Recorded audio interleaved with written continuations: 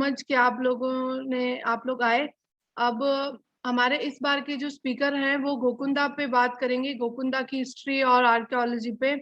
हमारे जो स्पीकर हैं डॉक्टर अजय मोची, वो अम, गोकुंदा ठिकाने पे अपनी पीएचडी कंप्लीट कर चुके हैं और एक युवा शोधकर्ता के रूप में हमारे सबके सामने आज अपनी प्रेजेंटेशन दिखाने वाले हैं। मैं स्वागत करती हूँ अजय मोची जी का, जो कि आज हमारे बीच हैं और हमसे अपने थीसिस के बारे में और अपने एक्सपीरियंसेस के बारे में शेयर करेंगे। Thank you.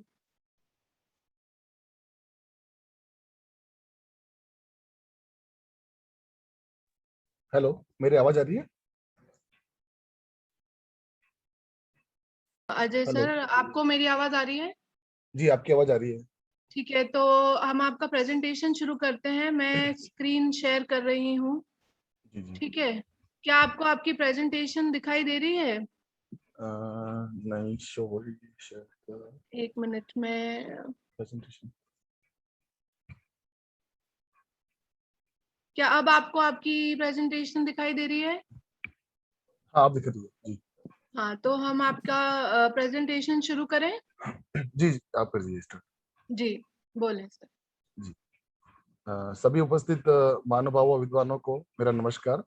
मेरा नाम डॉक्टर अजय मोची है और मैंने वैसे अपना जो शोध कार्य है या पीएचडी जो इसको बोला जाता है, वह गोविंदा ठिकाने का इतिहास 16वीं से 19वीं शताब्दी के मध्य में किया था मैंने। और मुझे जो टॉपिक आज दिया गया है वो archaeology of mid 16 century at Govinda.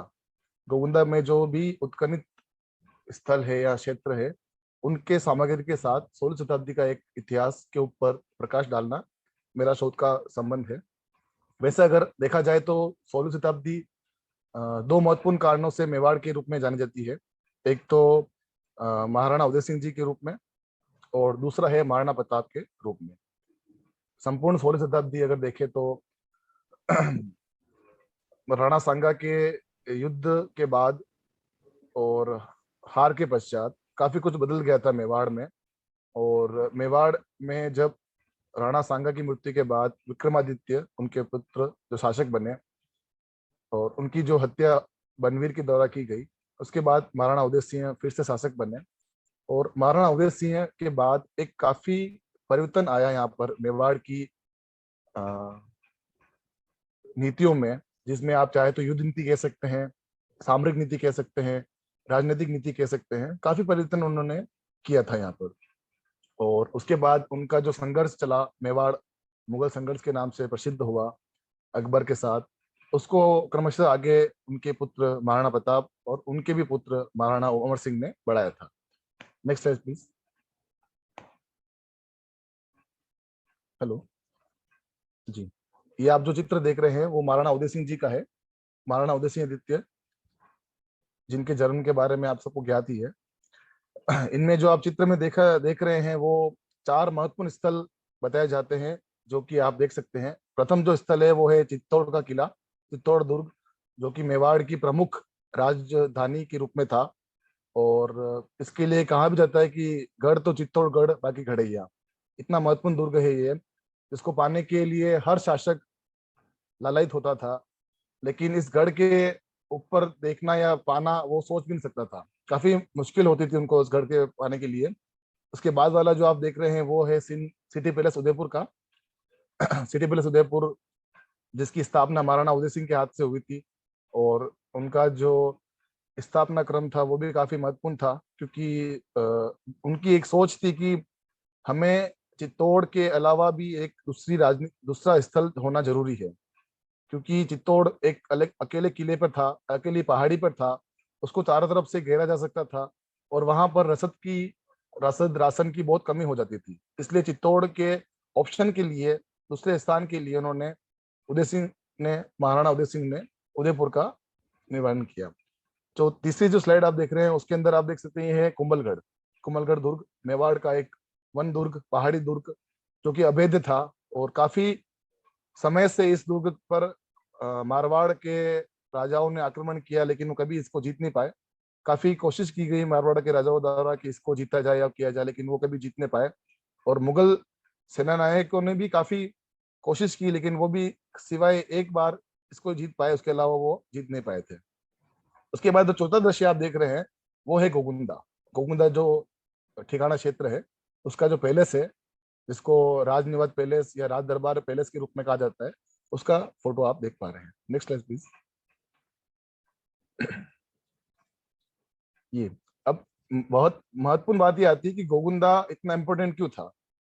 क्योंकि जैसे ही अपन गोगुंदा का नाम लेते हैं तो एक नाम आता है कि महाराणा प्रताप का राज तिलक यहाँ हुआ था, राज तिलक हुआ था, महाराणा उदय सिंह जी की मृत्यु भी यहाँ हुई थी, और मेवाड़ की जो संधि हुई थी, मेवाड़ और मुगल संधि 1615 ईस्वी में, वो भी गोगुंदा में हुई थी। तो क्या इम्पोर्टेंट था गोगुंदा। और इसे गोगुंदा को अगर मैं कहूँ तो ये पूरा जो दक्षिण पश्चिमी वाला पहाड़ी क्षेत्र जो है मेवाड़ का, वो गोगुंदा के अंतर्गत आता है।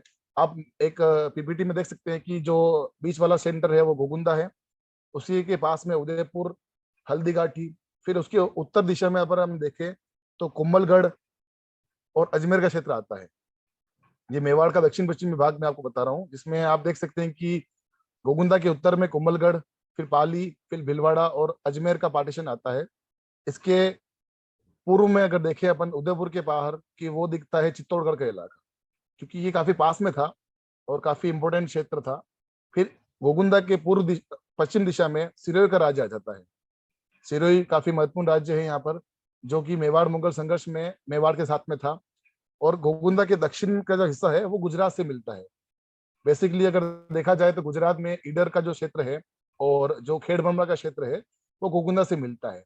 तो इस तरह गोगुंदा की जो स्थिति है वो चारों तरफ से कवर थी, चारों तरफ से पहाड़ों से पैक थी। गोगुंदा खुद एक हाइट पर स्थान है। गोगुंदा की जो ऊंचाई है वो 2757 फीट, 2757 फीट पर है। तो काफी ऊंचे वाला पार्टीशन है वो। और गोगुंदा के आसपास जो पहाड़ है, जो काफी ऊंचे पहाड़ है, जिनका प्रयोग महाराणाओं ने सैनिक वॉच टावर के रूप में किया था, निगरानी के लिए जो यूज करते थे पहाड़ वगैरह, उसमें किया था। क्योंकि इतने ऊंचे पहाड़ है, इसमें अगर आप अभी भी देखें तो 40 किलोमीटर तक की रेंज आपको कवर हो जाती है। तो उस समय आप सोचिए जब जनजातीय लोग उनके साथ थे, आदिवासी जो भी भील लोग उनके साथ थे, उनकी नजर कैसी होती थी, और वो किसी भी हलचल को, चाहे वो कहीं कितनी भी दूर हो, 30-40 किलोमीटर के एरिया में जो भी हलचल होती थी उसको वो देख लेते थे और भाप लेते थे। तो वो अपनी भाषा में जो भी संकेतात्मक शब्द यूज करते थे, उनका प्रयोग करते ही वो एक स्थान से दूसरे स्थान में चले जाते थे। और काफी नदियों का इंपॉर्टेंट रोल रहता है यहाँ पर, क्योंकि मेवाड़ की ज्योग्राफी में गोगुंदा और कुंभलगढ़ के साथ दक्षिण का जो पठार है, दक्षिण का जो भाग है, जिसमें छप्पन का भाग कहा जाता है, मंगरा का भाग कहा जाता है, जिसमें चावंड आता है, तो ये काफी इंपोर्टेंट श्रेणियां आती है। इस नक्शे में आप देख सकते हैं कि कुंभलगढ़ जो कि मेवाड़ की राजधानी रहा हुआ है, उसके बाद हल्दीघाटी, आप सब जानते हैं हल्दीघाटी का युद्ध था, कितना महत्वपूर्ण युद्ध था। उसके बाद गोगुंदा, एक एक सीरियल में आता है गोगुंदा, फिर उदयपुर जो राजधानी बाद में बना, उसके बाद चावंड का क्षेत्र। तो ये पूरा जो भाग है वो दक्षिण पश्चिमी पहाड़ी भाग है, और ये है काफी महत्वपूर्ण रहा था। और अगर अकबर के आक्रमण के बाद भी देखा जाए तो यही जो भाग था वो अपने पास सुरक्षित था, मेवाड़ के पास सुरक्षित था। वरना जो अ, ऊपर माल का पठार है या फिर जो समतल मैदानी भाग है, वो अकबर के या मुगलों के कब्जे में आ चुका था। Next size please. अब ये आप देख सकते हैं एक मैप के अंदर, ये उस समय का जो 16वीं शताब्दी के संघर्ष काल में युद्ध का जो मार्ग था और जल संसाधन जो नदियां निकलती थी, उनका एक मैपिंग किया गया है यहाँ पर। इसमें आप जो ब्लैक लाइन देख रहे हैं, जो एक टुकड़े टुकड़ों में एक काली लाइन है जो उदयपुर से होकर निकल रही है, वो सबसे इम्पोर्टेंट, अगर भौगोलिक रूप से अगर मैं देखूं या कहूं तो वो भारत को ही प्रभावित करती है। मतलब वो राजस्थान को ही नहीं, मेवाड़ को ही नहीं, अपितु भारत के जल प्रवाह को प्रभावित करती है। और उसका नाम है महान भारतीय जल विभाजक रेखा। जो ब्लैक लाइन आप देख रहे हैं बीच में रेड लाइन के पास में, वो एक पहाड़ों की रेखा है, पहाड़ों की एक पंक्ति है जो भारत के जल प्रवाह को प्रभावित करती है। जल प्रवाह का मतलब कि जो नदी निकलती है उसका एंड या अंतिम कहाँ मिलेगी। वो भारत में दो तरह की नदियां निकलती हैं, दो प्रवाह में ये विभाजित होता है। एक होता है बंगाल की खाड़ी में और दूसरा होता है अरब सागर में। तो ये जो रेखा आप देख रहे हैं ये इतना ऊंचाई वाला भाग है, तो इसके पूर्व और दक्षिण में जो नदियां निकलती है उस रेखा के नीचे से, वो सारी जाती है अरब सागर में, गुजरात होते हुए अरब सागर में जाती है। और उसके ऊपर का जो पार्टीशन है, ऊपर का जो भाग आप देख रहे हैं, उत्तरी पश्चिमी भाग, वो सारी नदियां चाहे कहीं से भी निकल रही हो वो जाती है अरब सागर में गिरती है। तो ये क्या था उस समय का, क्योंकि उस समय आज से काफी साल पहले प्राचीन काल में, मध्य काल में राजमार्ग नहीं बने हुए थे, रोड नहीं बने हुए थे। उस समय नदियों का मार्ग यूज किया जाता था रोड के लिए।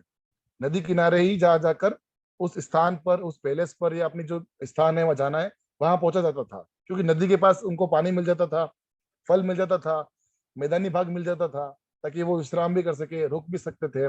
काफी चीजें इंपॉर्टेंट थी। और इस महान जल विभाजक रेखा में अगर मैं गोगुंदा का नाम लूं तो सबसे इंपॉर्टेंट नाम आता है, क्योंकि गोगुंदा क्या था, काफी नदियों का उद्गम स्थल है। गोगुंदा से काफी नदियां निकलती है, गोगुंदा के पहाड़ से काफी नदियां निकलती है। इंपॉर्टेंट नदी में अगर मैं नाम लूं, गोगुंदा के दक्षिण पश्चिम में सबसे महत्वपूर्ण नदी जो निकलती है, जिसका नाम बनास सॉरी बेड़ज कहा जाता है। बेड़ज की नदी को आप जानते हैं लोकली रूप में आयड़ की नदी, आयड़ नदी के नाम से जाना जाता है। बेड़ज नदी का उद्गम गोगुंदा से होता है, और ये नदी दक्षिण पश्चिम में पूर्व में बहती हुई उदयपुर जाती है। उदयपुर के बाद इसका नाम चेंज हो जाता है, वो होता है आहड़ नदी। फिर आहड़ नदी जब उदय सागर के नाले से बाहर निकलती है तो इसका नाम हो जाता है बेड़ज नदी। ये नदी प्रमुख रूप से गोगुंदा उदयपुर से होते हुए आपको चित्तौड़ मांडलगढ़ तक ले जाती है। मांडलगढ़ में ये नदी चंबल नदी में मिलती है, ताकि एक और जो रास्ता आपको मिल सकता है कि अगर आप गोगुंदा से, उदयपुर से आपको चित्तौड़ जाना है, मांडल जाना है, तो उस नदी के सहारे आप जा सकते थे उस समय। काफी महत्वपूर्ण नदी है। इसके बाद गोगुंदा से उत्तर दिशा में एक सबसे महत्वपूर्ण नदी, जिसके नाम पर मेवाड़ की सभ्यता या संस्कृति का नाम भी रखा जाता है, वो नदी मिलती है आपको बनास नदी। बनास, जिसको वन की आस या बनास नाम से जाना जाता है, वो नदी उल्टी बहती है। बनास इसी नदी है जिसके बारे में कहा जाता है कि वो उल्टी बहती है, और वो बिल्कुल सही भी है। वो नदी वर्तमान में जरगा नामक स्थान, जरगा की पहाड़ी या जरगा तीर्थ स्थान सबसे महत्वपूर्ण स्थान है मेवाड़ में, वहां में स्थित, उस पहाड़ में स्थित वेरो के मठ, एक जगह का नाम है वेरो का मठ, वहां से निकलती है। फिर वो दक्षिण दिशा में बहती हुई कठार नदी के पास में आती है। फिर कठार नदी से वो वापस दिशा बदल देती है, वो उत्तर में भी चली जाती है। फिर वो होते हुए कठार से ननसमंद, बागेरी, फिर राजसमंद, ऐसे करके वो आगे चलती जाती है।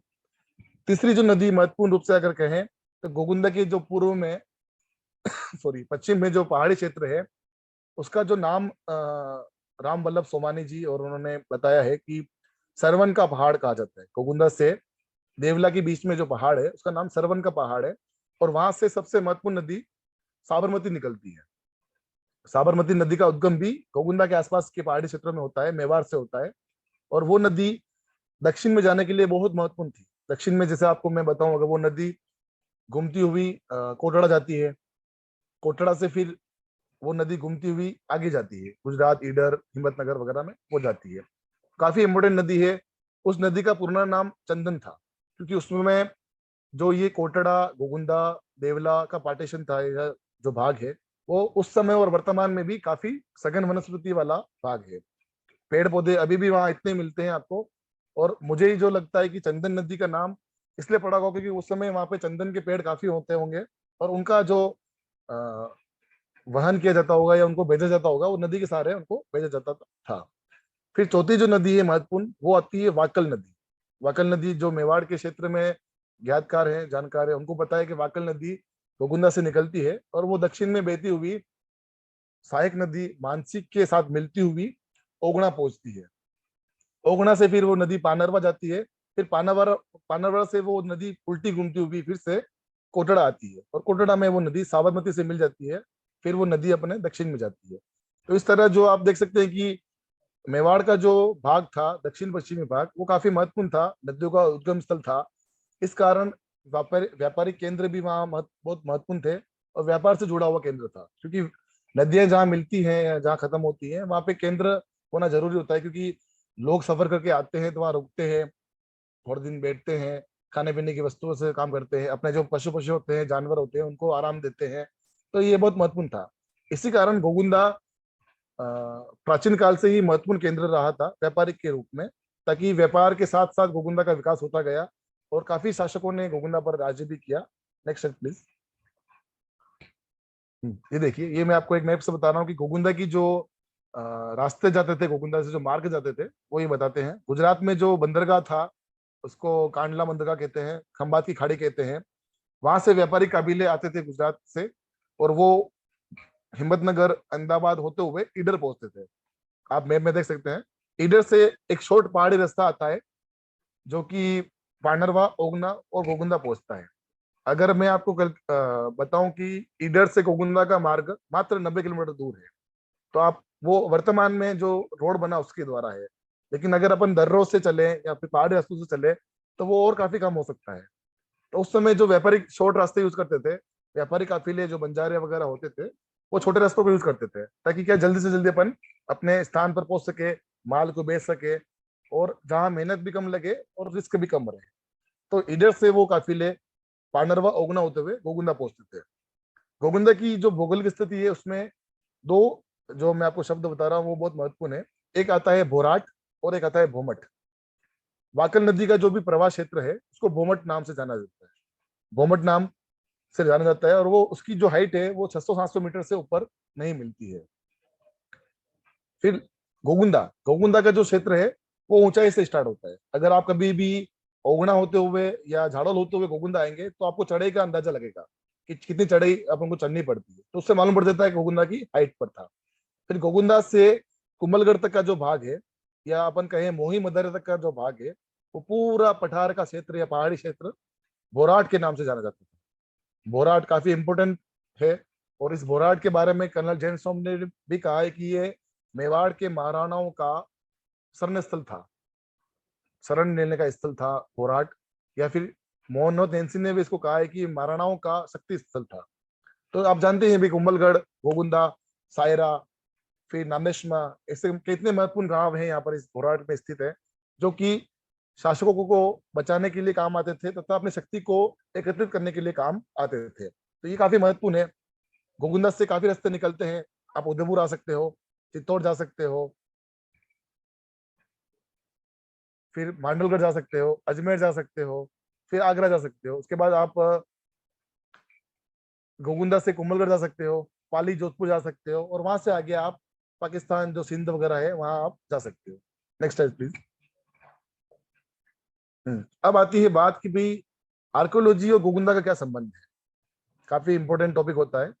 और आर्कियोलॉजी वैसे अगर मैं कहूँ तो जितने भी पुराने गांव अपने यहाँ पे विद्यमान है, उनमें आपको आर्कियोलॉजी या पुरातत्व के संबंधित अथाह भंडार मिल जाएंगे। खाली ढूंढने वाला चाहिए उसके लिए। क्योंकि क्या होता है कि काफी जगह, इतनी साइटें पड़ी है अपने यहाँ पर, और मेवाड़ में तो इतनी जगह पे साइट्स, मतलब जो भी उत्खनन क्षेत्र है या फिर जो सभ्यता का स्थल है वो पड़ा है, कि लोग ढूंढ ही नहीं पाते, मतलब उनको टाइम ही नहीं मिलता ढूंढने का, इतनी साइटें पड़ी है। गोगुंदा की जो साइट आपको मैं बता रहा हूँ, आप देख पा रहे हैं उसमें, तो ये भी अचानक मिली थी, इसका कोई प्रिपरेशन नहीं था करने का। हाँ, लोगों में ध्यान था कि जो पुराना गांव है वो गोगुंदा, वो कहाँ बसा हुआ था, और पुराना गांव है, लोग अभी भी बोलते हैं काफी, क्योंकि गोगुंदा के दो गांव चलते हैं। और ये जो मुगल आक्रमण हुआ उसके बाद वर्तमान जो गोगुंदा आप देख रहे हैं वो जिंदा बचा हुआ है। पुराना जो गांव था जिसको डोइंदा कहा जाता था, खेड़ा देवरा कहा जाता था, और जिंदोली कहा जाता था। जो वर्तमान में अगर मैं आपको लोकेशन बताऊं, तो जो राष्ट्रीय राजमार्ग है उसके पास एक शीतला माता का मंदिर है, वहां पर इस गांव के अवशेष मिल जाएंगे। ये जो आप टीला देख रहे हैं, उस टीले में अ, जो टीला है वो उसके जस्ट ऊपर ही शीतला माता का मंदिर है। तो ये काफी इंपोर्टेंट टीला था, और इसकी खोज भी अचानक हुई थी। ऐसा नहीं था कि ये प्रिपरेशन से आ रहा है या फिर हो रहा है। ये क्या हुआ, टीला की जब रोड का काम बना, राष्ट्रीय राजमार्ग का निर्माण हुआ, नेशनल हाईवे का निर्माण हो रहा था, तब उन्होंने कोई साइड काट, पहाड़ काट कर रोड बनाने के लिए काटा गया। तो जैसे उन्होंने वो पहाड़ काटा या जो टीला था वो काटा, तो उसमें से मूर्तियां निकली। वो मूर्तियां महाराणा कुंभा के समय या उसके बाद के समय की मानी जाती है। तो वो मूर्तियां निकली, फिर उन्होंने काम रुकवाया गया, ग्रामीणों ने काम रुकवाया। फिर जैन समाज के काफी लोग आए वहां पर, उन्होंने बोला कि जैन प्रतिमा है तो ये हमारी होनी चाहिए थी। फिर वो प्रतिमा काफी डिस्ट्रॉय हो चुकी थी, काफी चीजें, लेकिन उसमें लगभग 20 प्रतिमा बिल्कुल सही रूप से थी, जिसपे कुंभाकालीन, महाराणा उदय सिंह कालीन, इस समय के काम के काफी लोग उसमें काफी उसमें शिलालेख वगैरह लगे हुए थे। फिर जब उदयपुर में इस बात को बताएगा कि एक जगह है जहाँ पे ऐसा सब कुछ मिला है, फिर उदयपुर से जो राजस्थान नागर विद्यापीठ है, राजस्थान विद्यापीठ जिसको कहा जाता है, वहाँ के साहित्य साहित्य संस्थान, जहाँ पर डॉक्टर देव कोठारी जी प्रोफेसर जीवन सिंह खरकवाल आदि जो विद्वान है, उन्होंने इस साइट का निरीक्षण किया और उन्होंने ये ट्रेंच मार्क लगाया। आप देख सकते हैं कि ये कितना बड़ा ट्रेंच मार्क है। इसमें दो आपको पार्टीशन दिख रहे हैं। एक तरफ तो नीचे वाला जो पार्टीशन है वो काफी गहरा है, ऊपर वाला जो पार्टीशन है वो हल्का, और उसमें आपको ईंट वगैरह दिख जाएगी आराम से। तो ये दो सभ्यता को बताता है। गोगुंदा में जो सभ्यता स्टार्ट हुई, सभ्यता का काल जो माना जाता है विद्वानों के द्वारा, वो 8वीं शताब्दी के बाद का काल माना जाता है। नीचे वाला जो पार्टीशन है वो 8th सेंचुरी का है, फिर वो कंटिन्यूस मिलता जाता है, लगातार वो पार्टीशन मिलता जाता है। और 8वीं शताब्दी से लेकर यहाँ पर 16वीं शताब्दी तक के मटेरियल या पार्ट्स अपन को जो अवशेष होते हैं वो मिलते हैं अपन को। ये जो ब्रिक्स आप ईट आप देख रहे हैं, वो ईट भी इसी समय की मिली हुई है, और ये मिडेवल सेंचुरी की है। लगभग 15वीं शताब्दी के अंदर ये ईट मानी जाती है। ये जो आप साइट देख रहे हैं, इस साइट से गोगुंदा के काफी किंवदंतियां या गोगुंदा के इतिहास को काफी प्रभावित किया साइट ने। क्योंकि क्या है कि जनश्रुतियां तो बहुत मिल जाती है आपको, हर चीज के स्थापना से लेकर किसी भी चीज से लेकर जनश्रुति आपको बहुत मिल जाती है, लेकिन उसको आप प्रूव कैसे करेंगे, आप उसको सच्चाई में कैसे डालेंगे। तो ये जब साइट मिली और जब मेरा काम चल रहा था पीएचडी का, तब मुझे ये साइट ने काफी मदद की, क्योंकि गोगुंदा की स्थापना और नामकरण के ऊपर भी काफी मत मिलते हैं मुझे, अपने शोध में मिले मुझे कि गोगुंदा नाम क्यों पड़ा। कुछ और भी नाम हो सकता था, जैसे अगर उदयपुर का नाम उदय सिंह जी के ऊपर पड़ा है तो गोगुंदा का नाम क्यों पड़ा, किस वजह से पड़ा। तो काफी ये चीजें है कि भी गोगुंदा का नाम क्यों पड़ा, इस पे मैंने काफी शोध किया। और उस शोधों में मुझे पता चला कि गोगुंदा का जो स्टेबल या होना या फिर स्थापित करना, वो मेवाड़ के महाराणाओं के वंशज में आता है। लोक जनश्रुति में ये कहा जाता है कि गोगुंदा का नामकरण महाराणा बप्पा रावल जो थे, उनके पौत्र खुमान के बेटे गोविंद के नाम पे पड़ा। जो शासक का नाम उनकी वंशावली में मिलता है वो मिलता है गोविंद। उसको और भी ओब्लिक के रूप में गोविंद भी कहा जाता है कहीं कहीं। तो जो शासक गोविंद या गोविंद था, उसने गोगुंदा बसाया, ये ख्यात में मिलता है, उनकी वंशावली में मिलता है। लेकिन इसको प्रूफ कैसे माने। फिर जब ये साइट खुली, जब ये पुरातात्विक अवशेष खुला, उसमें जब उन्होंने सबसे लास्ट जो लेयर थी उससे पता किया, तो ये 8th सेंचुरी में उन्होंने बताया कि ये 8th सेंचुरी की या 9th सेंचुरी की है परत है। तो उससे मालूम पड़ता है कि जब गोविंद का जो नाम उल्लेख मिलता है, जो मिलता है नाम उल्लेख जो वंशावली में मिलता है, वो इससे सिमिलर था। तो अपन ये मान सकते हैं कि जब प्राथमिक गोगुंदा या प्रारंभिक गोगुंदा जो था, उसकी स्थापना रावल गोविंद ने की थी, जिसका नाम अलग अलग वंशावली में अलग अलग मिलता है। और गौरीशंकर हीराचंद ओझा ने चाक्षु की जो प्रसिद्धि थी उसके नाम के अनुरूप उसका नाम उन्होंने मतट बताया है। तो मतट उनका वास्तविक नाम या राजकीय नाम हो सकता है, लेकिन जनश्रुतियों में या फिर लोक परंपराओं में उसका नाम गोविंद या गोविंद मिलता है। जो इस साइट से मालूम पड़ता है अपन को कि ये जो साइट है वो भी 8th सेंचुरी 9th सेंचुरी की है, और जो नाम मिलता है वो भी 8th सेंचुरी 9th सेंचुरी का है। तो ये अपन बिल्कुल डिक्लेयर कर सकते हैं कि प्रारंभिक गोगुंदा का जो नाम गोगुंदा पड़ा, वो रावल गोविंद के नाम पे पड़ा था। और ये मेवाड़ के महाराणाओं को उस समय से ही ज्ञात था 8th सेंचुरी, क्योंकि उस समय मेवाड़ का जो भाग था 8वीं 9वीं शताब्दी में बापा रावल के समय से तक, वो नागदा और आहड़ के क्षेत्रों में ही फैला हुआ था। कोटड़ा, कुंडेश्वर जी, सामोली, फिर नागदा, आहड़, गोगुंदा, उस समय का ये जो मेवाड़ का राज्य था वो इन क्षेत्रों में ही फैला हुआ था। उसके बाद बापा रावल ने चित्तौड़ की तरफ शासन किया है, आक्रमण किया और जिसको जीता। लेकिन काफी शासकों ने फिर भी नागदा और आहड़ के पास में ही अपना राज्य रखा। चित्तौड़ में उनका किला जरूर था, लेकिन काफी टाइम तक वो इसी इलाके में रहे थे, फिर बाद में वो वहां गए थे। फिर ऊपर वाले जो उसके फेस मिलते हैं, नेक्स्ट स्लाइड प्लीज। उस समय गोगुंदा जो जगह थी वो काफी इंपोर्टेंट थी। पुरातात्विक जो स्रोत मिलते हैं, जो भी चीजें अपन को मिलती है, उसमें जो ढांचे मिलते हैं, उसमें एक ढांचा उनको मिला था जो पत्थरों से पैक था। बड़े बड़ी पत्थरों की जो चार दीवारी होती है उससे पैक था। तो उससे ये मालूम पड़ता था कि गोगुंदा उसमें गढ़ के रूप में था। उस समय भी गोगुंदा काफी इंपोर्टेंट सामरिक रूप से महत्वपूर्ण था, और वहां का जो भी शासक था या जो भी अधिकारी था, उसने उसको गढ़ के रूप में बनाया था। और उसके गढ़ का जो भाग मिलता है वो 12वीं 13वीं शताब्दी तक भी मिलता है, उसके बाद भी मिलता है। ये जो आप साइट देख रहे हैं या जो स्तंभ देख रहे हैं, ये किसी मंदिर का स्तंभ है, जो कि गोगुंदा की जो साइट थी उसी के आसपास शीतला माता मंदिर के पास में ही ये मिला था। तो ये काफी इंपोर्टेंट था। और महाराणा कुंभा के समय की एक कृति है जिसको पंडित रमेश ने लिखी थी, गीत गोविंद आख्यानिका। उसमें भी गोगुंदा के साथ गढ़ का यूज किया गया। गढ़ गोकुंदा नाम से उसने यूज किया है कि जहाँ जहाँ उसने वो लिखी थी उस जगह का नाम उसने गढ़ गोकुंदा के रूप में यूज किया है। तो आर्कियोलॉजी साइट और जो वर्तमान में अवशेष मिलते हैं उससे मालूम पड़ता है कि गोकुंदा काफी इंपॉर्टेंट था और लोगों ने या शासकों ने उसको काफी यूज किया और एक गढ़ का निर्माण करवा दिया ताकि सिक्योरिटी बनी रहे, शासक के रूप में सिक्योरिटी उसकी बनी रहे। तो काफी महत्वपूर्ण था। और गोकुंदा में जो नामकरण की बात मैं आपको कह रहा था उसके अंदर रावल गोविंद ने उसकी स्थापना करी, लेकिन उसके बाद अगर देखें तो कंटिन्यूस वहां पे काम चलता गया, क्योंकि कंटिन्यूस में क्या हुआ कि व्यापारिक केंद्र था इसलिए लोगों का आना जाना बना रहा था हमेशा। तो वो लोग काफी जुड़ते गए, बनते गए, आते गए, रहते गए, इसलिए जो सभ्यता का स्तर मिलता है वो काफी लगातार मिलता है अपन को। तो इससे मालूम पड़ता है कि गोकुंदा हमेशा काफी टाइम से, काफी समय से गोकुंदा बना हुआ था उस जगह पर। Next slide please. गोकुंदा के ये अवशेष है जो मिलते हैं अपन को, जो मिडेवल सेंचुरी के माने जाते हैं। आप देख सकते हैं ये मध्यभांड जो मिलते हैं उससे मालूम पड़ता है कि ये जो किस काल के हो सकते हैं, किस काल के नहीं हो सकते हैं, उनकी परत क्या हो सकती है, उनके प्रकार क्या हो सकते हैं। ये काफी महत्वपूर्ण है और इसका श्रेय में जो जो भी आप डॉक्यूमेंट्स देख पा रहे हैं या साइट्स का बारे में देख पा रहे हैं वो प्रोफेसर जीवन सिंह जी खरेवाल ने मुझे उपलब्ध करवाए थे, क्योंकि ये साइट उन्होंने ढूंढी थी। उनके ऊपर, इस साइट के ऊपर उनका एक आर्टिकल भी था जो मैंने उनके इस पेपर के लिए यूज किया, उनका काफी यूज में। तो उन्होंने बताया कि ये सब चीजें है और कंटिन्यूस गोकुंदा में आपको विस्थापन या मतलब जो आबादी क्षेत्र था वो मिलता है। Next please. अब जो आप देख रहे हैं कि अपन को प्राइमरी सोर्स तो मिल गया कि गोकुंदा का स्थापना 8वीं शताब्दी में हो गई थी, लेकिन उसके बाद भी गोकुंदा कंटिन्यूस चलता गया।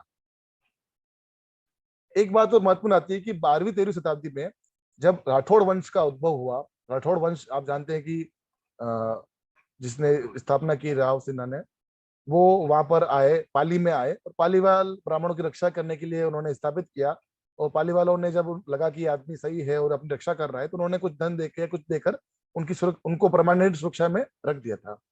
जब मुगलों का आक्रमण हुआ, मुसलमानों का आक्रमण हुआ पाली के ऊपर, तो काफी ब्राह्मण परिवार इधर उधर चले गए थे।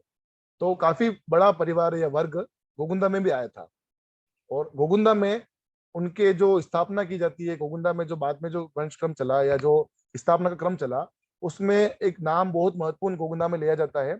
वो आता है पालीवाल ब्राह्मण गोकुंड राम मेहता का।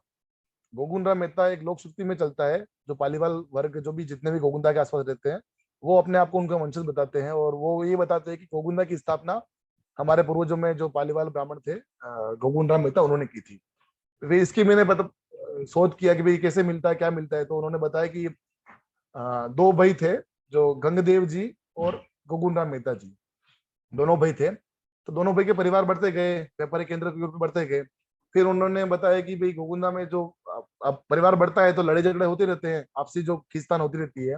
तो फिर उनकी जो गंगदेव जी थे वो बड़े थे, तो उनकी पत्नी जो गोकुंद राम जी की भाभी लगती है, उन्होंने कुछ अपशब्द उनको बोल दिए थे।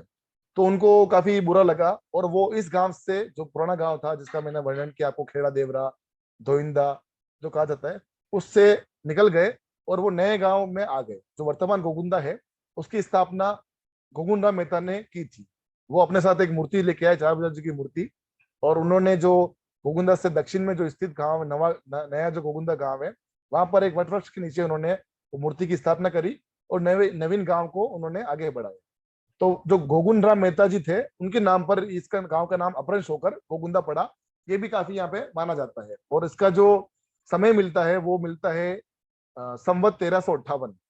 और इसी में से वो अगर मैं कन्वर्ट करूं तो ये 1301 संवत के लगभग इस घटना का माना जाता है। और इस घटना से ये प्रतीत होता है कि गोकुंदा उस समय डेवलप था और नवीन गोकुंदा जो गांव है उसका भी बनावट या उसका जो स्टार्ट होना वो शुरू हो चुका था। इसके बाद ये जो मंदिर आप देख रहे हैं ये बहुत महत्वपूर्ण मंदिर है, काफी लोगों ने इसको देखा होगा। ये मंदिर का जो प्रमुख रूप से अगर नाम इसका मैं कहूँ तो ये राजतिलक मंदिर है। मेवाड़ के महाराणा प्रताप सिंह जी का राजतिलक इसी मंदिर के प्रांगण में हुआ था। इस मंदिर का जो नाम है वो नीलकंठ महादेव मंदिर नाम है। और इसके पास एक बावड़ी भी है जिसका नाम भी राज तिलक बावड़ी अभी वर्तमान में हो गया है, क्योंकि राज तिलक यहाँ हुआ था तो काफी लोगों के मन में यही नाम इसके आता है। लेकिन ये मंदिर भी काफी पुराना है। ये मंदिर जो गंगदेव जी थे उनकी बहन ने बनाया था। और उसके पास जो बावड़ी है वो भी उनकी बहन, जो उनका नाम था महेशी बाई, उन्होंने इस बावड़ी का निर्माण करवाया था। फिर उसके बाद काफी ये महत्वपूर्ण मंदिर है। ये मंदिर काफी समय से मतलब काफी टाइम 700 साल से चला आ रहा मंदिर है। इस मंदिर का जो नाम था वो आपको मैंने बता दिया, राजतिलक मंदिर का नाम रहता है। ये भी महाराणा उदय सिंह से जुड़ा हुआ एक प्रमुख स्थल है। Next please. ये देखिए, इसके मंदिर के जस्ट दक्षिण दिशा में एक हनुमान देवरी है। ये भी उस मंदिर के साथ ही बनी हुई थी, और ये दक्षिण मुखी हनुमान जी है। वैसे भी शास्त्रों में कहा गया है कि हनुमान जी की प्रतिमा लंकाऊ दिशा में, या फिर लंकाऊ मतलब दक्षिण दिशा में होना अच्छा रहता है, शुभ रहता है। तो ये मंदिर भी उस समय का बना हुआ है, और इसमें शास्त्र का ज्ञान रखा गया है, इसीलिए जो हनुमान जी की मूर्ति है उसको दक्षिण मुखी बनाया गया है। Next please. ये जो बावड़ी है आप देख सकते हैं, ये त्रिमुखी बावड़ी है। इस बावड़ी में भी काफी महत्वपूर्ण रूप से स्थापत्य के जुड़े हुए अवशेष मिलते हैं। काफी पुरानी बावड़ी है। इस बावड़ी को काफी लोगों ने महाराणा उदय सिंह के समय की माना गया है, या फिर उससे पहले का थोड़ा बताया गया है। लेकिन मैंने जो अपना शोध कार्य किया उसमें मैंने इसको प्रूव किया कि ये जो बावड़ी है, ये 13वीं शताब्दी के अंदर बनाई गई बावड़ी थी।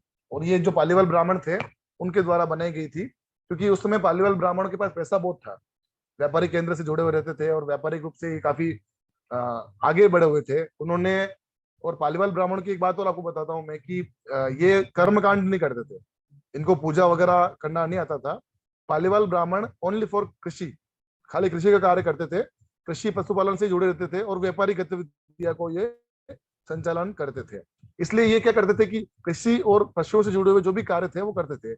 इसलिए बावड़ी का निर्माण हुआ, कुओं का निर्माण हुआ, खेतों का निर्माण हुआ, जल संसाधन के जो स्रोत हुए, इन्होंने काफी बनाए थे। और गोगुंदा क्षेत्र में कुओं को मैं अगर मेरी भाषा में कहूँ तो ये कुओं का क्षेत्र या कुओं का गांव कह सकता हूँ, क्योंकि यहाँ पे हर 15-20 कदम पर आपको कुआं मिल जाता है।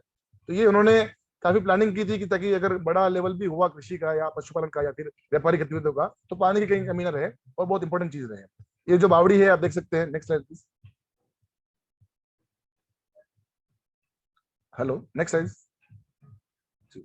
इस बावड़ी में एक महत्वपूर्ण चीज ये मिलती है कि भाई यहाँ पर महाराणा उदय सिंह कालीन एक शिलालेख मिलता है। ये जो आप देख रहे हैं साइड में, ये एक शिलालेख है जो इस मंदिर के जस्ट पास में लगाया गया है। ऐसे 2 शिलालेख यहाँ मिलते हैं, लेकिन एक के ऊपर कुछ लिखा हुआ नहीं है, या फिर वो मिट गया है। और ये जो शिलालेख आप देख सकते हैं, ये अगर मैं कहूँ इसमें कुछ ज्यादा पढ़ने में नहीं आ पा रहा क्योंकि काफी घिस गया है ये चीज, लेकिन इसमें एक तारीख जरूर मिलती है अपन को। वो तारीख मिलती है 1610, संवत 1610। और इसको अगर अपन कन्वर्ट करें ईस्वी सन में, तो ये मिलता है ईस्वी 1553। अब काफी विद्वानों ने अभी नवीन जो घटनाएं या जो नवीन शोध हो रहा है उसमें बताया है कि उदयपुर की स्थापना भी इसी संवत में हुई थी। तो मे भी ये पॉसिबल हो सकता है कि ये जो शिलालेख लिखाया गया है या लगवाया गया है, ये महाराणा उदय सिंह के समय का ही है। और जब वो उदयपुर की नगर की स्थापना करके पुनः कुंभलगढ़ जा रहे थे, उस समय वो यहाँ पर आए, और उन्होंने यहाँ पर कुछ धर्मार्थ गांव या कुछ जगह भूमि दान की, और वो शिलालेख उन्होंने यहाँ लगवाया था। ये शिलालेख उसी शिलालेख का रूप है कि जो उन्होंने जो भी धर्म के रूप में जो कार्य, जो भी गांव दिए, जगह दी, भूमि दी, उसकी स्थापना से जुड़ा हुआ ये शिलालेख है। और ये शिलालेख काफी महत्वपूर्ण है, क्योंकि इस शिलालेख के आधार पर काफी लोग मानते हैं कि ये जो मंदिर है या फिर ये जो बावड़ी है वो महाराणा उदय सिंह ने बनाई है। लेकिन मेरे पास जो शोध कार्य से जुड़े जो भी तथ्य हैं, उसमें मैंने साबित किया कि इस शिलालेख से पहले भी यहाँ पे एक शिलालेख मिलता है, जो एक पार्वती की प्रतिमा थी, जिसको कर्नल A.N. पिन्हे, जो मेवाड़ में पॉलिटिकल एजेंट थे, वो यहाँ पर भ्रमण के लिए आए थे। उन्होंने एक पार्वती की प्रतिमा देखी उस समय, और उस पे उन्होंने जो संवत पढ़ा, जो लिखा मेंशन कर रखा उनकी किताब मेवाड़, हिस्ट्री ऑफ मेवाड़ करके एक किताब है महाराणा सॉरी कर्नल A.N. पिन्हे की। उन्होंने इस मंदिर का जिक्र किया है, और साथ में लिखा है कि एक पार्वती की प्रतिमा थी, उसके ऊपर संवत 1479 का एक शिलालेख मिलता है उनको। 1480 में आप अगर माइनस करेंगे तो वो 1479 में आप माइनस करेंगे तो वो लगभग 1421 से 22 के लगभग वो बैठेगा। तो उस समय का शिलालेख उनको मिलता है। ये जो टाइम था मैं बता रहा हूँ, वो महाराणा मोगल के समय का टाइम था। तो ये आप मान सकते हैं कि ये जो मंदिर था उससे पहले बना हुआ था, वो शिलालेख से अपन को मालूम पड़ता है। तो ये मंदिर काफी पुराना है, और जैसे मैंने आपको बताया कि 13वीं शताब्दी या 14वीं शताब्दी में ये मंदिर बन चुका था। तो इस कारण मंदिर काफी इंपोर्टेंट था, और शासकों को ज्ञात था कि ये मंदिर यहाँ पर बना हुआ है।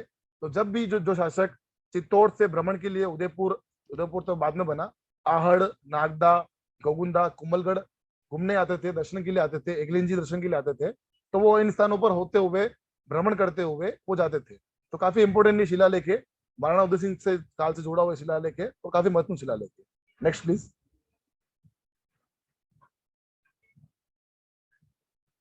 इसके अलावा जो गोगुंदा में महाराणा उदय सिंह से जुड़े हुए जो शिलालेख मिलते हैं, उसमें आप दो मंदिर वर्तमान गोगुंदा में है। जो मेन जो प्रताप चौक गोगुंदा, प्रताप चौक है गोगुंदा का, उस पे मिलते हैं। ये एक मंदिर थे चिंतामणि पार्श्वनाथ का मंदिर, और एक मंदिर है ऋषभदेव केसरीनाथ जी का मंदिर। इन दोनों मंदिरों की स्थापना या इनकी जो मूल प्रतिमा है उसके ऊपर शिला जो संवत लिखा हुआ है वो 1626 संवत लिखा हुआ है, और वो अगर ईस्वी में कन्वर्ट करेंगे अपन तो वो 1569 पहुंचता है। अब एक अच्छी बात यह है कि अगर ये शिलालेख उस समय का है, क्योंकि शिलालेख तो कभी झूठ नहीं बोलते हैं, वो सच जो तारीख लिखी हुई है वो हमेशा सही रहती है। तो ये शिलालेख इस बात को इंगित करते हैं कि 1567-68 में जब चित्तौड़ का पतन हुआ था, तब महाराणा उदय सिंह काफी समय तक गोगुंदा और कुंभलगढ़ के क्षेत्र में रहे थे। तो उस समय में मेवाड़ का जो राज्य था वो महाराणा उदय सिंह के पास में था, और काफी विस्तृत राज्य था, काफी बड़ा राज्य था। क्योंकि इससे इस शिलालेखों से मालूम पड़ता है, इस मंदिर की स्थापना से मालूम पड़ता है कि उस समय जो 1568 का समय था उसके एक साल बाद ही ये मंदिर का निर्माण हुआ और प्रतिमाओं की स्थापना होगी। तो ये महाराणा उदय सिंह से जुड़ा हुआ तथ्य है कि उस समय भी महाराणा उदय सिंह के समय में मंदिरों का निर्माण होता था, प्रतिमाएं बनती थी, और राज्य का कार्य जो था वो चलता था। ऐसा नहीं कि ये युद्ध में लगे रहे या फिर अपने गरीबी या अभाव की स्थिति में लगे रहे, वो नहीं था। इनसे मालूम पड़ता है कि उस समय मेवाड़ की स्थिति अच्छी थी, वैभवपूर्ण थी, और जो बातें बताई जाती है महाराणा अमर प्रताप के समय में कि घास की रोटी वगैरह, उन सब चीजों पे ये बात खत्म हो जाती है कि उस समय अगर आप मंदिर बनवा पा रहे हो, आप ऐसी चीजें बनवा पा रहे हो, तो फिर आप गरीब कैसे हो गए? क्योंकि मंदिर बनाना कोई छोटा मोटा काम तो है ही नहीं है। इसलिए काफी इंपॉर्टेंट है, क्योंकि ये सब शिलालेख मिलते हैं वो गोगुंदा में मिलते हैं, और इससे काफी सारी अच्छी चीजें जानकारी बाहर आती है कि गोगुंदा कैसे इंपॉर्टेंट था उनके लिए, और उस समय कंडीशन क्या थी, सामाजिक स्थिति उस समय क्या थी। Next please. ये आप देख रहे हैं, अब जो बता रहा हूँ गोगुंदा पैलेस, अभी वर्तमान में जो होटल बना दी गई है उसका ये जो प्रवेश द्वार है वो है। और इसको पहले रावला कहा जाता था। रावला क्योंकि जो गोगुंदा के शासक या जो भी सामंत होते थे मेवाड़ में, उनको राव साहब करके जाना जाता था, और वो रावला वर्ड यहाँ से बना। तो ये रावले का प्रवेश द्वार है। Next please. ये रावला के आपको बाहर के दृश्य दिख रहे हैं। पीछे का जो दृश्य है वो झुंझान निवास पैलेस का है, और साइड का जो दृश्य है वो दिख रहे हैं आपको। Next please. ये जो पार्टीशन है, ये पार्टीशन उस रावले या राज दरबार में सबसे पुराना पार्टीशन है, सबसे पुराना भाग ये माना जाता है। इसको वर्तमान में जो महल जो होटल संस्थान है उन्होंने इसको नाम भी दिया है महाराणा पैलेस के नाम से, महाराणा पैलेस या महारानी पैलेस के नाम से दिया है।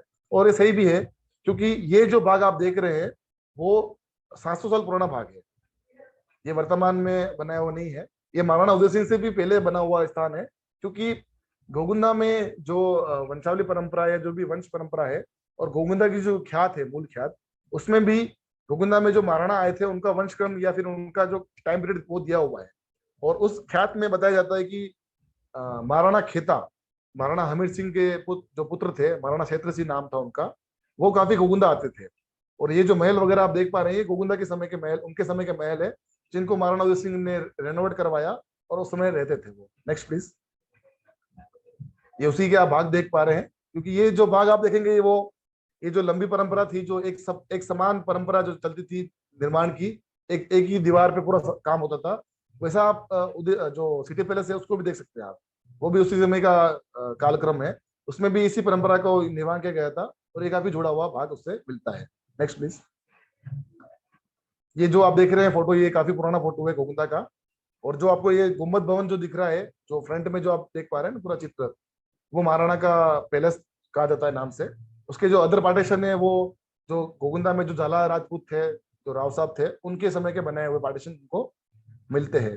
साथ ही आप जो एक चबूतरा देख पा रहे हैं, वो चबूतरा भी काफी महत्वपूर्ण है, क्योंकि उस चबूतरे पर ही महाराणा प्रताप सिंह जी का राज तिलक हुआ था। क्योंकि सबसे इंपॉर्टेंट चीज है वो, क्योंकि ये जो चबूतरा था उस समय का दरबार यहाँ लगता था, जो राज दरबार होता था उस समय यहाँ लगता था। उसके पास में जो गुड़साला वगैरह आपको दिख पा रही है, तो काफी महत्वपूर्ण चीज है। लेकिन वर्तमान में इस महल को मोदी एंड कंपनी करके, कोई शाह एंड कंपनी करके कोई कंपनी है गुजरात महाराष्ट्र में, उन्होंने खरीद लिया था इसको। लगभग 40 करोड़ में इसको खरीदा गया, और उसके बाद इसका पूरा कायाकल्प चेंज कर दिया गया। तो काफी जो पुराना जो नक्शा है और नए नक्शे में आप मिलान नहीं कर पाते कि वो नक्शा कहाँ पर था। Next please.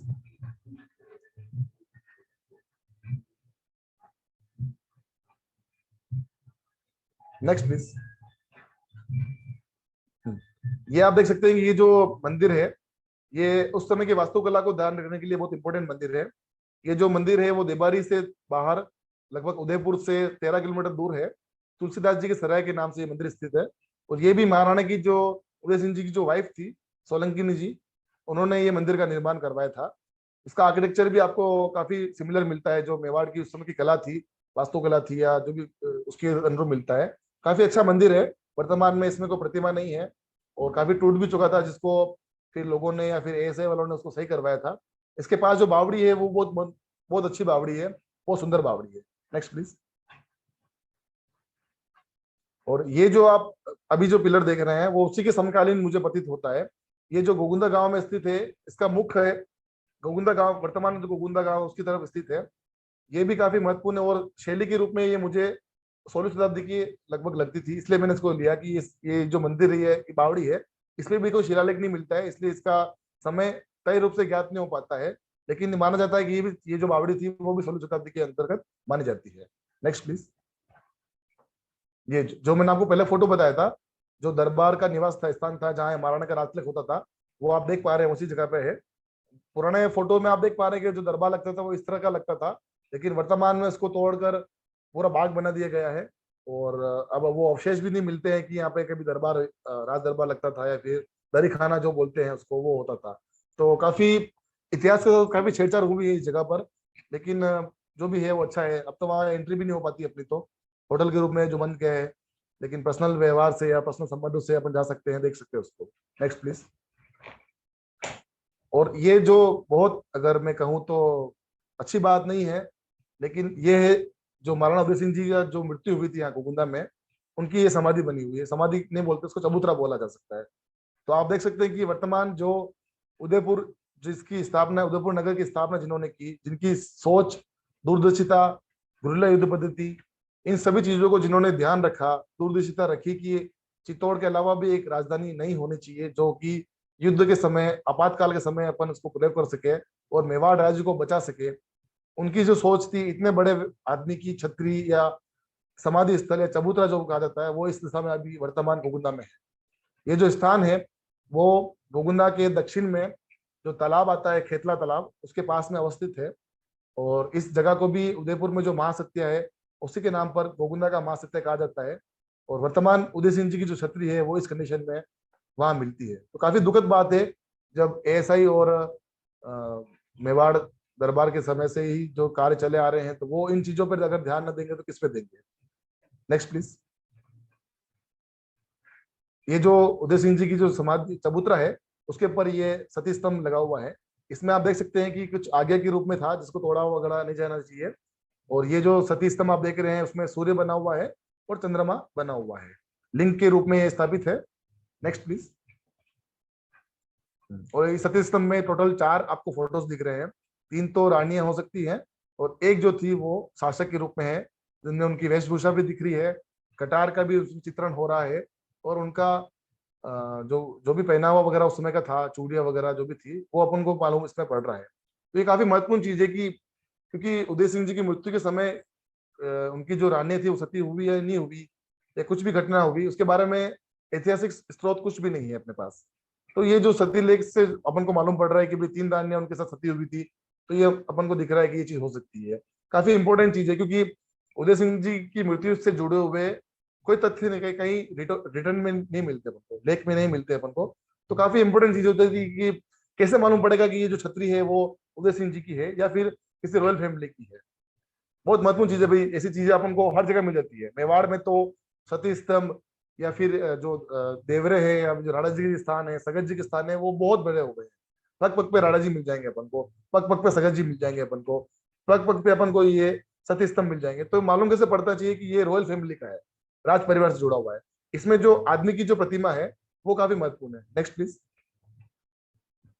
ये देखिए आप, ये जूमिंग करके मैंने फोटो लिया है उसका। इसमें आप देख सकते हैं कि शासक के रूप में इसको स्थापित किया गया है, क्योंकि शासक के रूप में उसने छत्र और ताज जो भी उसका सिंहासन या मुकुट जो होता है वो उन्होंने धारण कर रखा है। मेवाड़ में अगर आप किसी महाराणा का फोटो देखेंगे जो मिलता है, काफी महाराणा प्रताप का भी फोटो मिलता है जिसमें उनके कलगी तूरे वगैरह सब लगे हुए होते हैं, उसी का शेप यहाँ पर आपको दिख रहा है। और इस जो प्रतिमा का जो निर्माण किया गया है उसमें जो कला का यूज किया गया है, उससे लग रहा है कि ये जो आदमी था वो शासक के रूप में था, क्योंकि जो मुकुट उन्होंने बना रखा है कलगी तूरे के साथ बना रखा है, साबित जो भी मेवाड़ की जो पगड़ी की जो परंपरा होती है उसके साथ बना रखा है। तो इससे मालूम पड़ता है कि ये जो भी समाधि चबूतरा बना हुआ है वो महाराणा उदय सिंह या फिर किसी शासक का बना हुआ है। और इस स्थान का पता भी काफी लोगों को कम होता है, क्योंकि इसी पर इस चबूतरे पर भी शिलालेख कहीं लिखा हुआ नहीं है। तो काफी लोगों में ये क्वेश्चन आता है, मुझे गोविंदा रहता हूँ, काफी जगह से क्वेश्चन आता है कि भाई ये आप कैसे मान सकते हो कि उदय सिंह जी की छतरी है या उदय सिंह जी की समाधि है। तो इसका इसका जो सोर्स मिलता है वो मिलता है गोविंदा की ख्यात में। गोविंदा की जो मूल ख्यात है उसके अंदर स्पष्ट रूप से लिखा हुआ है कि जो छतरी उदय सिंह जी की है वो कौन सी है, और एक बड़ी छतरी जो बनी हुई है वो किसकी है। Next please.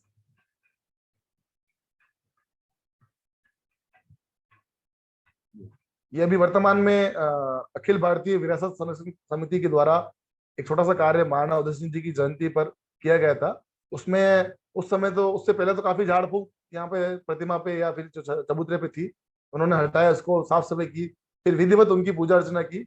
और पूजा अर्चना के बाद इस स्वरूप में आप देख सकते हैं कि वो कैसे जो मेवाड़ और जो कि उदयपुर की नगर की स्थापना करने वाले जो महाराणा थे उनकी समाधि की जगह क्या थी या स्टैंड उसका क्या था। Next please. ये जो छतरी आप देख रहे हैं, जो भी गोविंदा आया होगा, जिन्होंने भी महाराणा उदय सिंह जी की छतरी माना होगा, वो इसी को मानते हैं। इसी छतरी को काफी लोग देखते हैं और काफी लोग इसी छतरी को महाराणा उदय सिंह की छतरी मानते हैं। लेकिन ये महाराणा उदय सिंह की छतरी ना होकर उनके जो भी फोर फादर थे जिनका नाम आता है महाराणा खेता, उनकी छतरी है ये।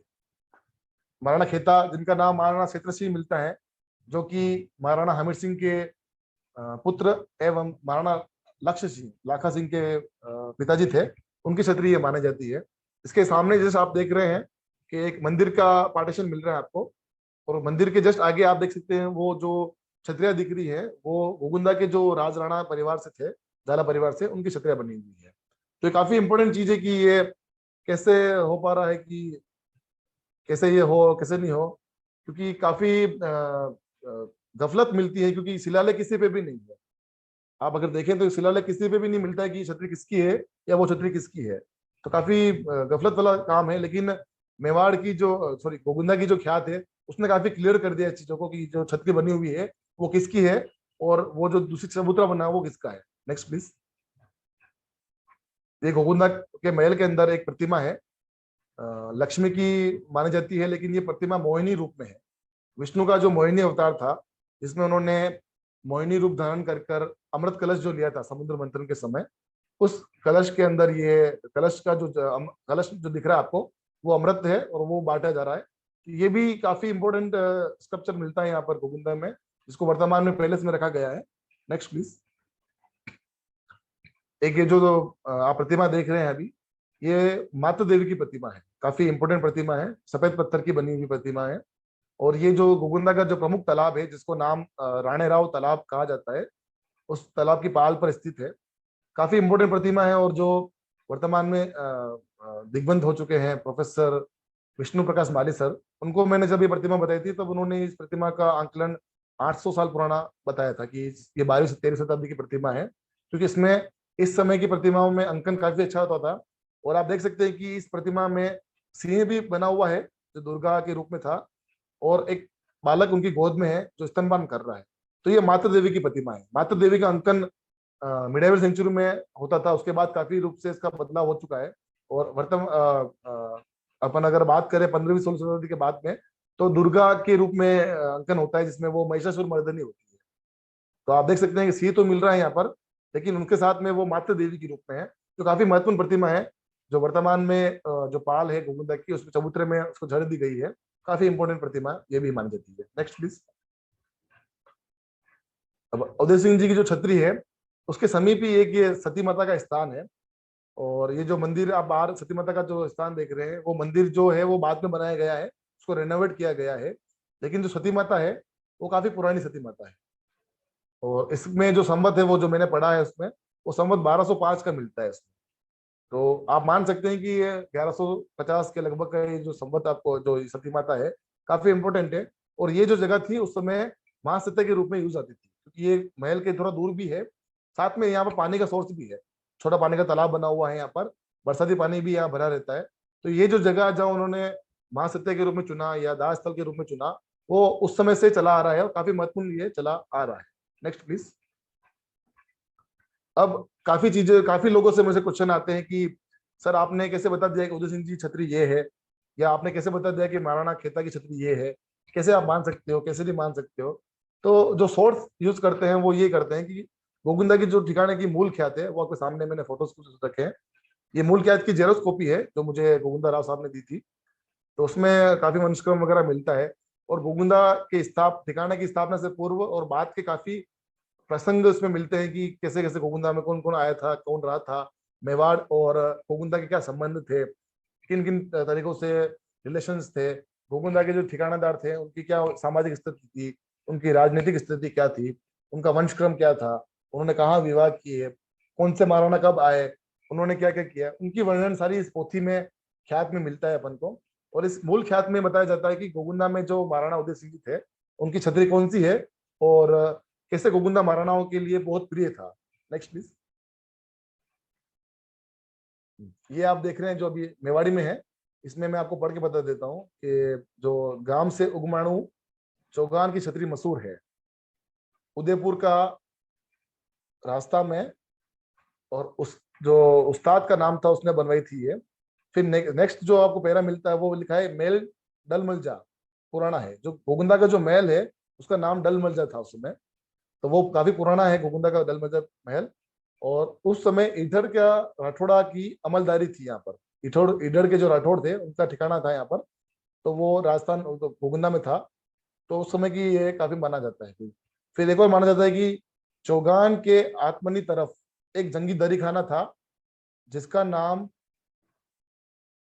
डमका मशहूर है।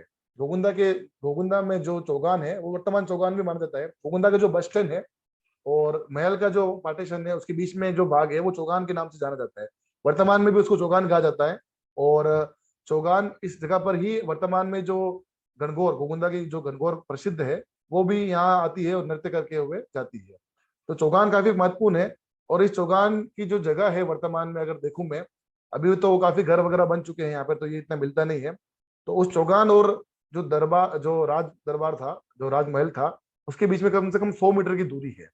तो उस जो मीटर की इतनी जगह पर उस समय दरी खाना था, क्योंकि बाहर के जो आगंतुक या बाहर के सामान जो आते थे वो उस समय उस दरी खाने में बैठते थे। क्योंकि अगर ये महाराणा उदय सिंह से जुड़ा हुआ मैं मानता हूँ, क्योंकि महाराणा उदय सिंह के समय ही मेवाड़ का काफी सामंत काफी जो भाग था, जो सामरिक रूप से राजनीतिक प्रशासनिक रूप से जो भाग था वो गोविंदा में स्टेबल हो चुका था, गोविंदा में स्थापित हो चुका था।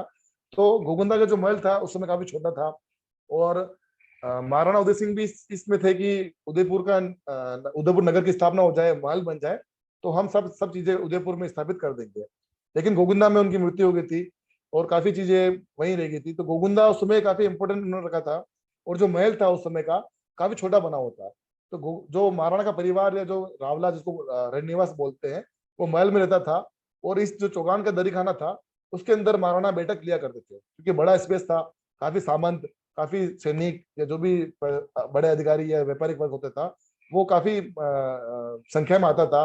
तो इस दरी खाने का वो यूज करते थे, और ये महाराणा उदय सिंह से जुड़ा हुआ माना जाता है। Next please.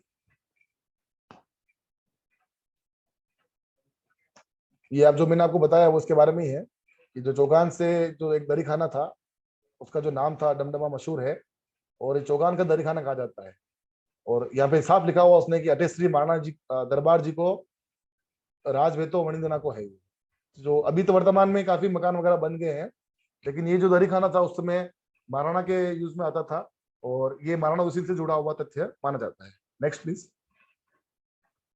अब ये जो इम्पोर्टेंट चीज जो आती है भाई कि कैसे आप बता सकते हो कि गोगुंदा में कौन सी छतरी किसकी है, इससे जुड़ा हुआ तथ्य आपके सामने स्क्रीन पे आपको दिख रहा है। इसमें मां सत्य का हाल लिखा हुआ है। जो फर्स्ट वर्ड यूज किया है वो किया है मां सत्य का हाल। उसमें लिखा हुआ है छतरी एक बड़ी, जो बड़ी छतरी है वो महाराणा श्री जी खेता जी की है। आप साफ पढ़ सकते हैं, फर्स्ट लाइन में लिखा हुआ है, छतरी एक बड़ी महाराणा जी श्री जी खेता जी की है। दरबार, श्री दरबार का जो झगड़ा हुआ था उसमें वो काम आए थे। उस समय उनकी महारानी यहाँ पर थी, उनकी जो रानी थी वो गोविंदा में थी, तो उन्होंने उनकी पगड़ी के साथ यहाँ पर सती हुई और छतरी बनी हुई है।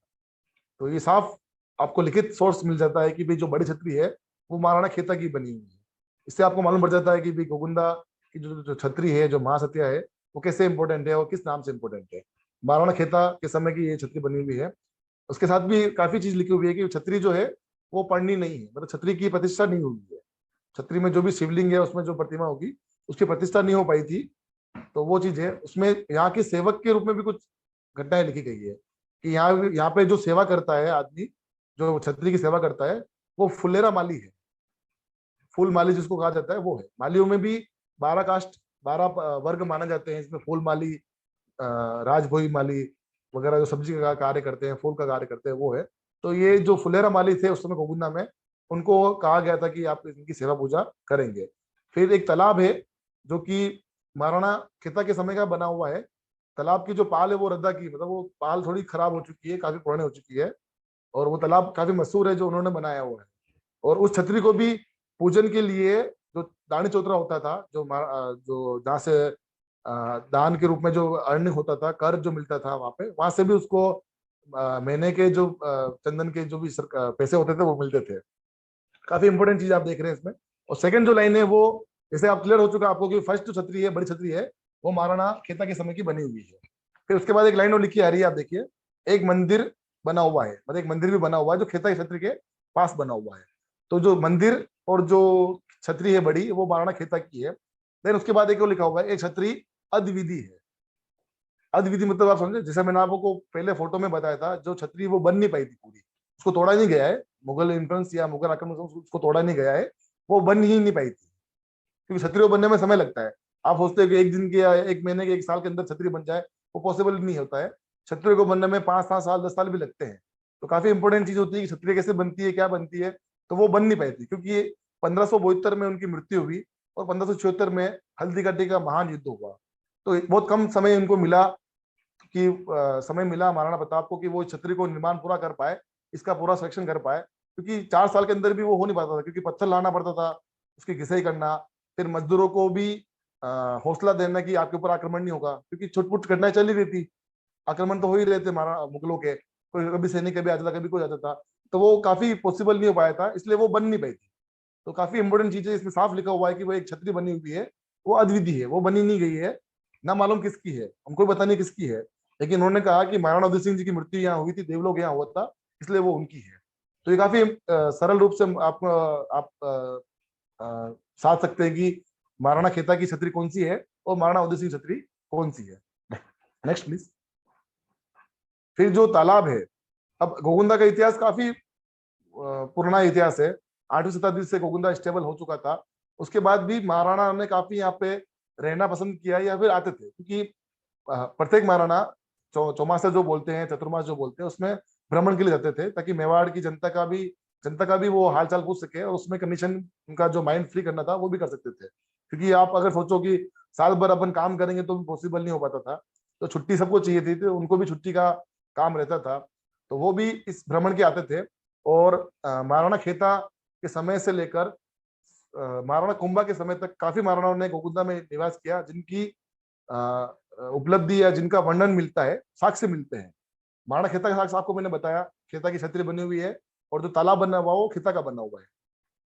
उसके बाद जो तालाब है राणेराव तालाब, जिसको गोकुंदा का तालाब कहा जाता है, वो भी महाराणा ने बनाया था। जो महाराणा थे उनका नाम अंकित नहीं हो पाया, उन्होंने संवत 1480 में इस तालाब का निर्माण करवाया था।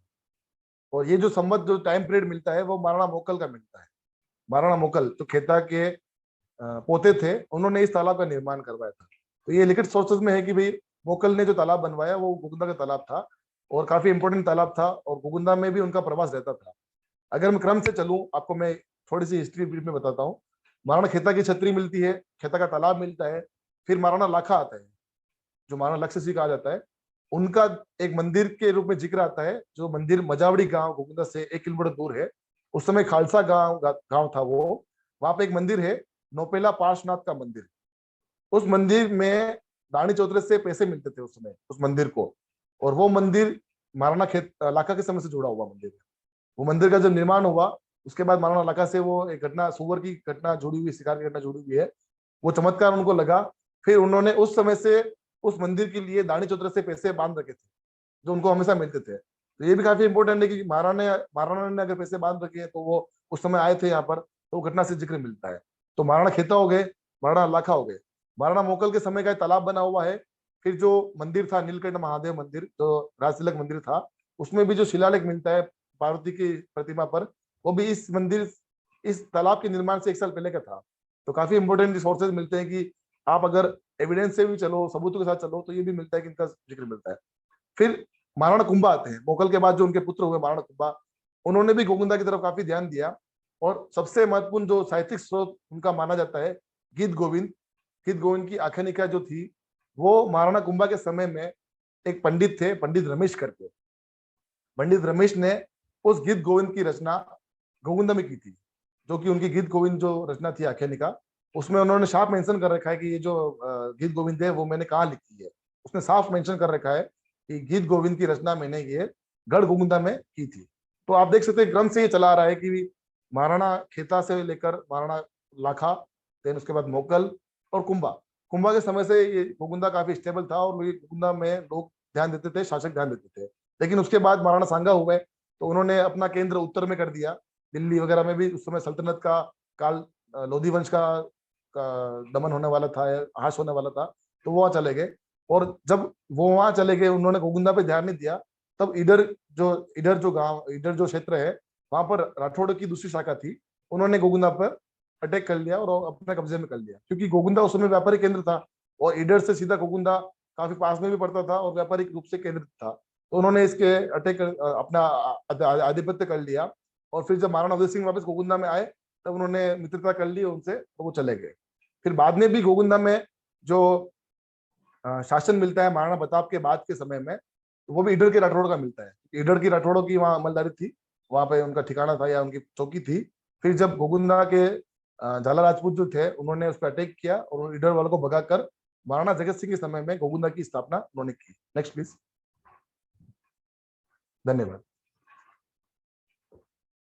बहुत बहुत धन्यवाद आपका।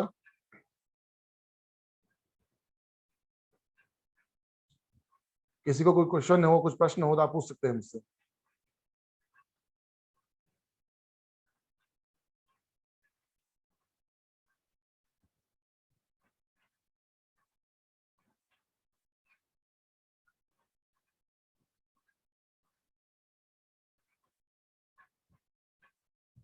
आवाज आवाज नहीं आ रही आपकी। थैंक यू सो मच कि आपने हमें इतना एनलाइटन किया गोकुंदा के बारे में। हम वेट कर रहे थे कि कोई सवाल हो, पर मुझे लगता है आपका लेक्चर इतना एनरिचिंग था कि हमारे पास कोई सवाल नहीं आए हैं लिसनर्स की तरफ से। तो मैं आपसे एक क्वेश्चन करना चाहूंगी। हमारे पास समय बहुत कम है, सिर्फ 5:15 बजे तक ही हमारा ये लेक्चर रहेगा। तो सर, मेरा ये सवाल है आपसे कि गोकुंदा के बारे में आपने बताया कि गोकुंदा महाराणा उदय सिंह जी ने क्यों चुना एज कैपिटल और सारी चीजें।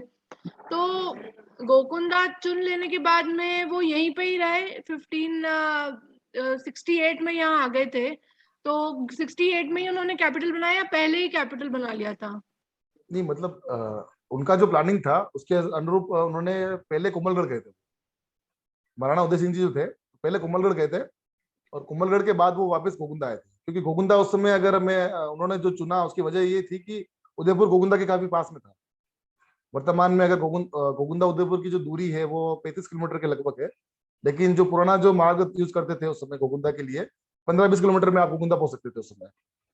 तो काफी पास में था। तो गोकुंदा उन्होंने चुना इसलिए क्योंकि वो जो उदयपुर का निर्माण करना था, देख रेख में करना था, तो वो गोकुंदा को अस्थायी राजधानी के रूप में बनाकर कोमलगढ़ वो जाते थे अक्सर। और ज्यादातर वो कोमलगढ़ ही रहे थे। लगभग 68 के बाद 71 में वो गोकुंदा आए थे। 1571 में वो गोकुंदा आए थे और गोकुंदा वो बीमार हो गए थे। दशहरे के समय वो बीमार हो गए थे। देन उसके बाद उनकी 4 मास में या 5 मास में उनकी मृत्यु हो गई थी।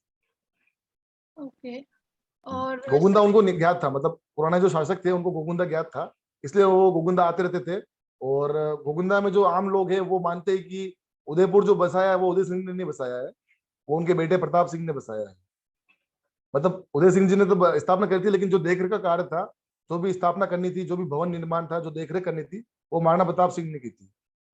तो आम लोगों में ये धारणा है कि जो उदय सिंह भले नाम उनका है, लेकिन महाराणा प्रताप ने उसको स्टेबल करवाया था।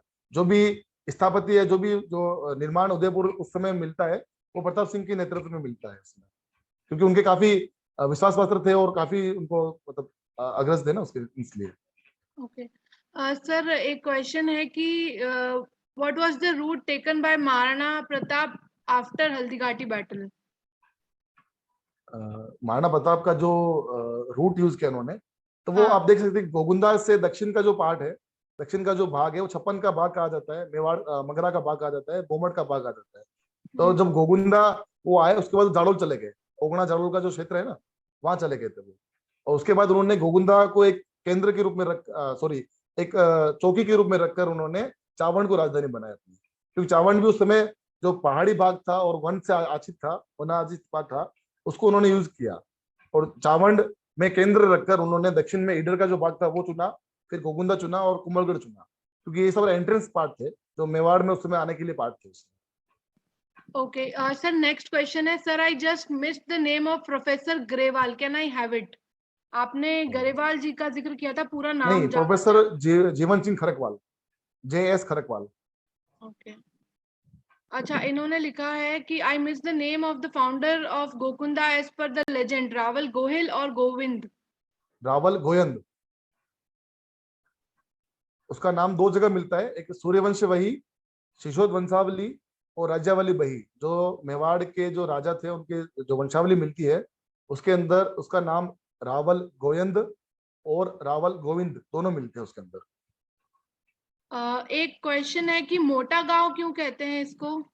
वो उस समय एक व्यापारिक केंद्र के रूप में था, वो बड़ा था काफी, मतलब मोटा गांव मतलब बड़ा गांव, और उस समय वो काफी आसपास के क्षेत्र में काफी बड़ा गांव था, क्योंकि गोगुंदा की जो सिविलाइजेशन मतलब जो अभी भी अगर गोगुंदा मतलब नाम लेते हैं ना, तो यूं आता है गोगुंदा बहुत बड़ा गांव है या बहुत विस्तृत गांव है, और उसके आसपास काफी जो गांव थे वो छोटे थे। तो गोगुंदा एक ट्रेड रूट सेंटर के रूप में था, व्यापारिक केंद्र के रूप में था, और उस समय से स्टेबल था, तो काफी बढ़ता गया, क्योंकि अगर व्यापारिक केंद्र बढ़ते जाते हैं, व्यापारिक काफिले बढ़ेंगे, तो वो गांव भी बढ़ता रहेगा ना, इसलिए इसलिए मोटा गांव कहा जाता है।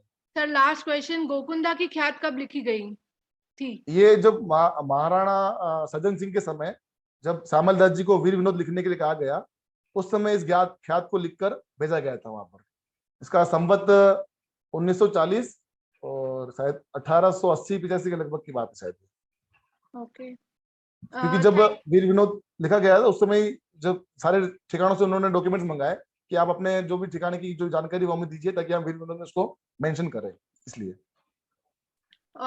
किसने लिखी गोविंदा की ख्यात? नहीं, ऑथर का नाम नहीं मिलता है गोगुंदा की ख्यात में, किसी भी ऑथर का नाम नहीं मिल पाता है, ये मैंने पूरा पढ़ा इसमें, ख्यात में नाम नहीं मिलता। लेकिन जो गोगुंदा के राज परिवार से जुड़े हुए थे, उनसे मैंने बात करी, तो उन लोगों को भी इतना याद नहीं उसके बारे में, लेकिन जो लोकल सोर्सेज में मुझे मिलता है कि कायस्थ कोई थे, उन्होंने लिखी थी ये। कायस्थ का नाम उनको कंफर्म याद नहीं था, तो फिर मैंने भी इसको कंफर्म लिखा। मेरा एक आर्टिकल इसमें पब्लिश हो चुका है विरासत में, जो गोगुंदा की ख्यात के ऊपर था, पूरा की ख्यात में लेखन, जो लेखन होता है उसमें ख्यात का क्या इंपोर्टेंट होता है, और गोगुंदा की ख्यात में क्या क्या बताया गया है। सर, ये पूछ रहे हैं, what was the name of the river on which present Swaroop Sagar is situated? Ahar नदी पे आता है ना, बेड़च, स्वरूप सागर। ओके और स्वरूप सागर, स्वरूप सागर। एक क्वेश्चन है, was there is any source of peter salt which is one of the main component of gun powder available in Aravalli ranges? नहीं, उसके बारे में मुझे इतना ज्ञात नहीं, क्योंकि आर्कियोलॉजी मेरा सब्जेक्ट कम है। इसके लिए अगर मैं आपको नाम लूं, तो प्रोफेसर जीवन सिंह खरकवाल जो है साइंस संस्थान में, वो आपको काफी अच्छा बता सकते हैं इस बारे में। Okay, thank you so much Ajay sir कि आपने हमारे लेक्चर में पार्टिसिपेट किया, जो महाराणा उदय सिंह जी पे Maharana of Mewar charitable foundation ने ऑर्गेनाइज किया है। और थैंक यू सो मच जिन्होंने भी इन लेक्चर को सुना। अगर आपको और भी कोई दिक्कत है तो आप ऑफिस में आके हमसे पूछ सकते हैं, हम आपको आपके क्वेश्चंस के आंसर प्रोवाइड कराएंगे। Thank you so much. Thank you. Thank you, thank you very much, thank you. Thank you.